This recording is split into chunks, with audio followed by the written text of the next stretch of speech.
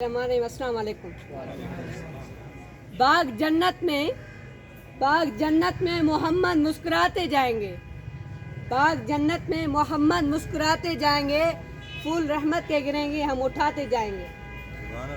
आज मैं महफिल को मुअत्तर करूँगा मोहसिन इंसानियत के महबूब नबी, मेरा मतलब साहिब कौसर, शाफ़े महशर, मेरा दिलबर, सबका रहबर हज़रत मोहम्मद सल्लल्लाहु अलैहि वसल्लम के नाम नामी, इस्म गिरामी का रफ़त और बुलंदी कुरान के सैर बयान मुताबिक वरफ़अना लक ज़िक्रक, सदर मजलिस व मेहमान हज़रत, बेरकाहिल के मगरबी किनारे से लेकर दरियाए हवां के मशरकी किनारे तक के रहने वालों में से कौन है जिसने सुबह के रूह अफ़ज़ा झोंका के साथ आज़ान की आवाज़ ना सुनी हो, जिसने रात की खामोशी में अशहदु अन्ना मुहम्मद रसूलुल्लाह की सुरीली आवाज़ को जान बख्श ना पाया हो।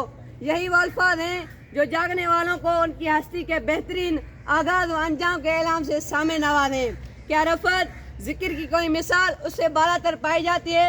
आज किसी बादशाह को अपनी मुमलिकत में, किसी हादी को अपने हल्का असर में ये बात क्यों हासिल नहीं कि उसके मुबारक नाम का ऐलान हर रोज़ व शाम उस तरह पर किया जाता हो, ख्वाह कि कोई सुनना पसंद करे या ना करे, लेकिन वो ऐलान है जो पर्दा है गोश्त को चीरता हुआ केर कलब तक ज़रूर पहुंच जाता है।